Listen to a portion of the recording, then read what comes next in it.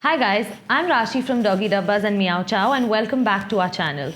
We're back this week with Aaron and we're going to talk about living with cats and dogs. Welcome back Aaron, thank you for being here. Thank you, Rashi. It's good to be back here.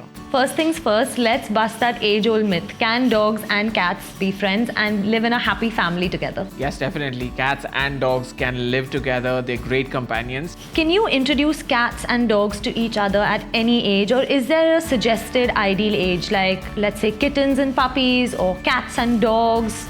How would you suggest someone goes about this? So, cats and dogs can be introduced at any age, but it also depends on the nature, or let's say on the behavior pattern of the dog, or if I'm to study the behavior pattern of a cat.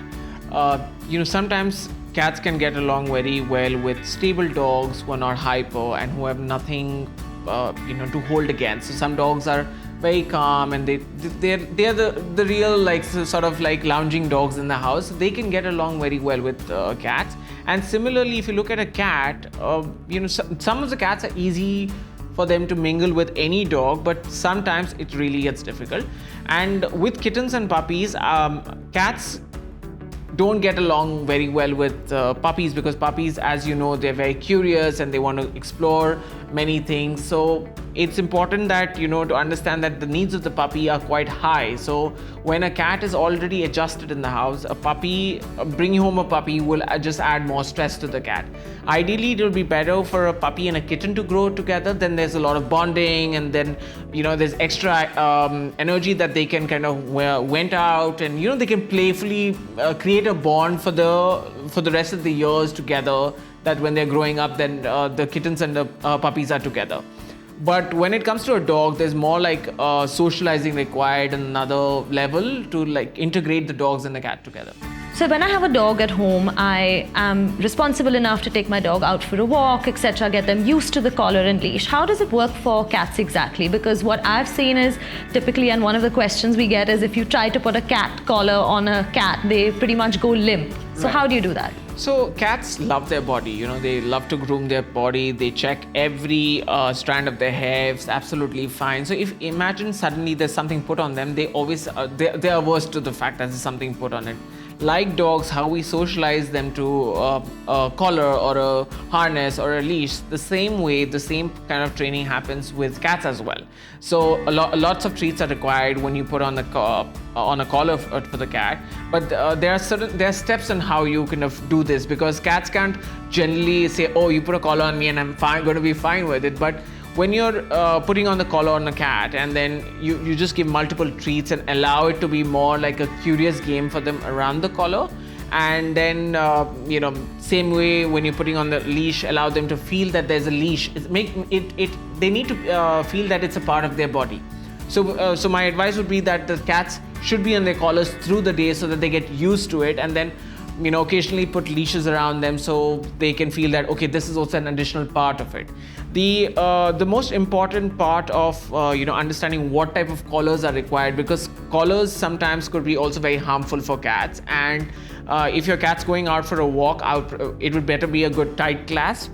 And if you feel that around the house, if the cat wants to lounge around and you want to put a collar on, it would be the breakaway collars, because sometimes cats go out of their curiosity, they go into certain areas which they can get stuck, and the collar could hook onto the, anything that could be a string or a wire or any sort of, sharp object, and it can actually harm them. So breakaway collars are such a way that they can just break open when they get stuck. So, while we say that we're taking dogs out on a leash, also a cat can go out on a leash, but provided that the initial part of the training should be inside the house, so that they get very comfortable with the leash and the harness. And then gradual steps have to be done to the outer world. When they are outside, they feel a little bit uncomfortable because it is a total new space. As I mentioned earlier, that the cats are very habitual to their spaces. So when they go outside, they feel that it is a total new space, and they try to escape. So the harnesses, they should be so comfortable with the harness. A quick tip which I could say is that if one could get like a carrier bag, so in case if the cat frets in the outer world, it's easier to put the cat into the carry bag. Yeah. let's say that I want to take my cat out for a walk. Besides the carrier, what are some key pointers that one should be keeping in mind when they decide that, yes, I do want to take my cat out for a walk occasionally? First of all, it's important to know how many cats you have in the house. If it's a multi-cat household, then I would advise that the cat that's going outside has to make sure that to be living in a space in its own, not like having the whole exposure with the other cats, because outside world there are other cats that roam around, they have pheromones, and that can actually trigger a fight in the house with the existing cats. So first important thing is to go outside and screen down the area to see which is the best place to take your cat out. If there are many dogs outside, my ideal suggestion is to take your cat on a carrier bag or in their respective carriers, and then go to the comfortable spot and let the cat roam around freely. The other thing is that when they're outside, cats love like looking out for squirrels. They like chasing birds. So make sure that the space that one person takes them to is more interesting than just the regular thing, and there are no dogs around, because the fear also instills that if there's a dog around, then there's more like a run and a chase between you and the cat. So a more comfortable spot, and the best way to get the cat comfortable is to frequently in a day itself, like let's say if you start taking in day one, daily on that day one, make multiple visits to that zone so that the cat feels very comfortable going to that spot. Can I take my dog and cat out for a walk together? If you have your own space, yes, you can, but at the risk of having other dogs around your dog and cat could be trouble, because managing a dog on a leash is different and managing a cat on a leash is different. While a dog can figure its way out, cats can be an easy prey for other dogs who are under the cars. So you can take them out if the road has, if the streets have no dogs, but at the same time, one has to be super careful, like having great road sense. Animals have to have great road sense when they're outside. Also, at the same time, the pet parent should be careful about the other existing feral cats in the neighborhood, because the moment a cat walks out of their territory into a new neighborhood, the cats get startled wondering who's this new cat. In case of something that happens like this, it's important to bring the cat back at once home and take in small time slots in the day to see if there is no other cats available outside, no other cats that are lounging outside, and take them in during that time for a walk and bring them back in. When you can limit interaction. Yeah, it's important, because otherwise there could be a fight between the cats and not the dogs. Yeah. So my dogs sleep on my bed. If I have to get a cat, where would my cat sleep? On your bed. There's no other option. They have to figure their maths between themselves. But cats, not necessarily all cats sleep on beds. Cats prefer sleeping aloof. Sometimes cats just prefer hiding, a hideout, and wherever they feel cool, they sleep. Most cats sleep in dark spaces. Some cats love to lounge on the bed, but that will be like, let's say, I'll lounge on the bed for the first hour and then I'll go back to my den. So most of the cats prefer sleeping at high areas and lots of, let's say, soft cushions. But when it comes to bed, it depends. They don't like to be disturbed in the night. So if you kind of push them, they'll just get up and walk away. So it's a dog and a cat can sleep together. Similarly, a cat can sleep next to a human being, but the comfort level for the cat is quite high. So they're very particular about the positioning they sleep in, about whether they can do the kneadings, because cats love kneading and love purring. That shows that they're very comfortable on bed. So yeah, they can sleep together. At the same time, cats have their own minds, so they can sleep wherever they want. Speaking about this and delving a little bit more into this topic, I think what I'm understanding is that cats and dogs require their own sort of personal space. So what about in a household that has dogs and cats? How would you go about creating that personal space for your cat?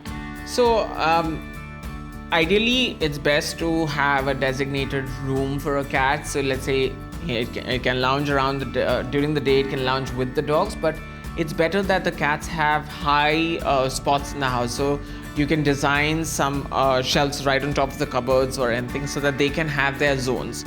with that being said, if it's a house with multiple dogs, what do dogs do is also they try to go into their litter boxes. So their litter boxes also have to be placed at higher, at elevated spots, so that it's easier for a cat to use it than feeling that a dog is in a space while he or she's doing their job. So when that's been said, that itself says that it's better to keep it at a zone where there are no dogs in that particular place. Dogs and cats can spend as much time together, but they could also be like, cats have this curiosity. Dogs after their walks, they're tired, but cats obviously they've got that high energy, so they will go around looking for a mischief. So it's important that cats have their personal rooms when it comes to a multiple cat household and a dog household. Aaron, tell our viewers, what are your top tips on introducing cats and dogs together? Rashi, as I mentioned earlier, dogs and cats need quite a little bonding before it actually happens, because when it comes to kittens and puppies, they can be bonded easily, but when it comes to a cat and a dog, each of them have their own personality, each of them have their zones in which they have to be.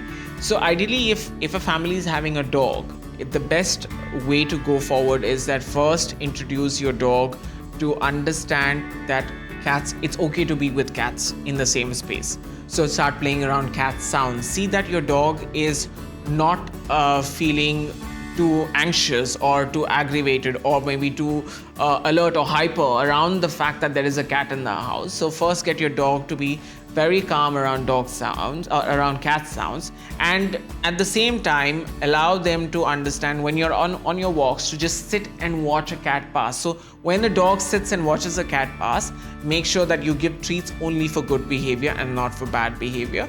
This then allows the dog to be familiarized with the cat. Yes, the instant reaction of a cat is to say, oh, why is this dog in my territory? Because every cat feels that in their new zone that it's their territory. So cats also needs to be familiarized at the same space where, let's say, a dog is there.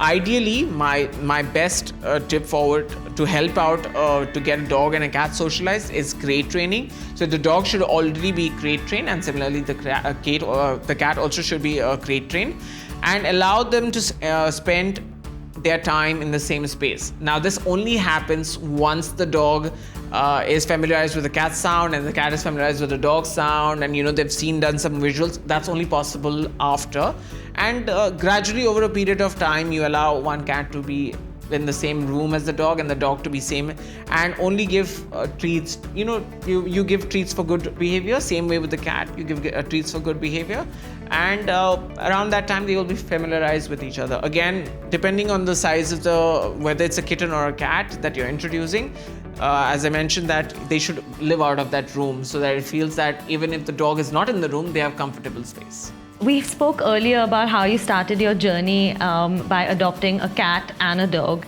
Any fun kind of story you want to share with our viewers? Something that you experienced that you didn't think you would experience? Yeah. So initially, when I've always seen cats with me, I've always had that thought, okay, cats and dogs, but before I kind of got this dog back in Bombay, I remember that I had to foster a cat in the initial days, and that is one of the best experiences I had to understand and see whether I could take this forward, whether I'm ready for this kind of adoption where I will get both a dog and a cat. It's very important to find out, and then understand how to make them friends. But they have their own ways of making friends. Trust me, as human beings, we feel that we have to walk into everything of their lives, but they have it's a great bonding that they have. So when I moved to Delhi and I got this kitten over, I knew my dog was already adjusted to cats, but I never knew how would it be a 5-year-old dog adjusting with a 2-week-old kitten. And initially it looked all great, but kittens, as I said, puppies are so curious. The kittens are more curious. So my dog would just get so irritated with my kitten, just like trying to play with the tail. So as their tails wag, the kitten would feel inquisitive. Oh wow, this is something. So the best part I would feel is that the kitten would go and literally hang on the dog's tail. So it's important that all these areas that the dogs are touching, the cat is touching, the dog should not feel any reactive. It should not get reactive to it. So yes, the dogs would get moody and bark and walk away, but these are certain, instances where I felt that I literally live in a zoo because I have a kitten that is like a monkey, latching onto the tail and like trying to enjoy that part of her life. But when they grew up, the bonding just changed, All the kittenhood is over and now she's become a cat, and the changes came across where she used to go and knead on her, you see, and hug her, and that's the sort of thing that just gave me like, oh, at the end of the day, you don't have to work a hectic day, you come home and you just see that love that they give you. And I mean, that's the real part of life. So and these are certain instances where I feel that, okay, if there's no one for me, at least they have it in company. And they also had this amazing thing, if my dog would bark, my cat would disappear. It's like a warning call that sounds at the door, please hide. So there's this bonding that they made. And similarly, my cat would know that there was someone at the door, and my dog would just say, okay, I will come and help you. So it was so fun to just sit there and watch these things. So yeah, I mean, the greatest company, but allow your animals also to understand. Once the bonding is done, allow your animals to make their way to each other, allow that bonding to get better, because I think at the end of the day, they look up to each other even when they're alone at home. Yeah. As a last point, if you can just tell our viewers, what is an absolute no-no that you shouldn't be doing at all when introducing your cats to your dogs? Like dogs get stressed, cats also get stressed. So make sure when there is a tiff, do not use your bare hands to hold you can hold your dog, but there is a reflex behavior. But with cats, they just don't know what's happening to them. So if you end up holding them, they can scratch you and bite you. My best suggestion is to reach out to a professional when you're handling or socializing to a cat and a dog together. The most important thing when you think of bringing home a dog and a cat together is you got to be patient. You got to be persistent, and remember, it's a responsibility. So it's important that you look after their well-being during this process as well. Guys, Aaron is a professional pet behaviorist based in Delhi. We've included his details in the caption down below so you can connect with him. He's helped many families introduce cats and dogs together, so they're all living happily. Thank you so much, Aaron, for coming here and sharing all of this wonderful information with our viewers. Thank you, Rashi, for having me over. It was a great pleasure sharing this information. That's all for today, guys. Thank you so much for watching. If you have any further questions, please comment down below. Do like, share, and subscribe. See you next time.